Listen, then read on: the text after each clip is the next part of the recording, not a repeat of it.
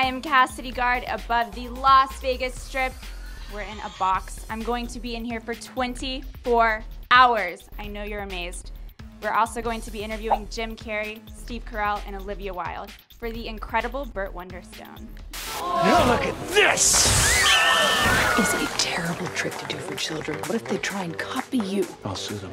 There's something going on because this is a comedy. I go in and you're like, oh, you're like the little mousy girl, you know, and then they put you in the blonde wig. Yeah. But then suddenly something happened where it was about something so much bigger, and you had a message, and I thought, Olivia Wilde sneaks into this little big movie, and she is representing something so much more. That's my trick. I infiltrate the big movies and try to send a good message. Is that the trick, that you have to inspire yourself by doing something? You have to be inspired by your work, and I think what I connected to with this character was that she was the awkward girl who then found herself, and she was not meant to be, you know, dolled up like the magician's assistant. She's meant to be a magician in her own right, and her journey to that place is clunky and it's difficult, and then she gets there, and of course she also finds love, and that's always fun. So I really connected with that, and I tried to create her to be someone who girls could really relate to, and to add a little, you know,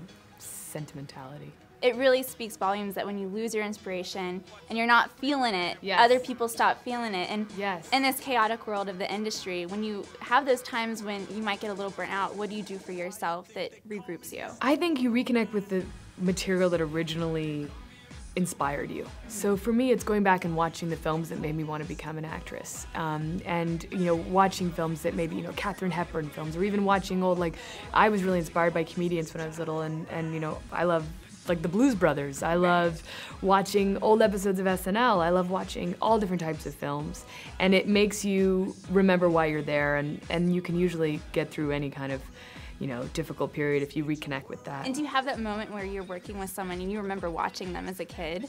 Yeah, I mean, that happened with Jim Carrey on this film, which initially was kind of distracting because he's so familiar to all of us in so many roles, and then there he is in front of you, like inches from your face, and you're improvising with him, and half of your brain just can't believe you're actually there. I'm having that moment right now. I was OC fangirl, fanatic. Like, that's so you, funny. and then I also act, and I finally got to do a little scene in The Oranges with Adam Brody, and I play his girlfriend.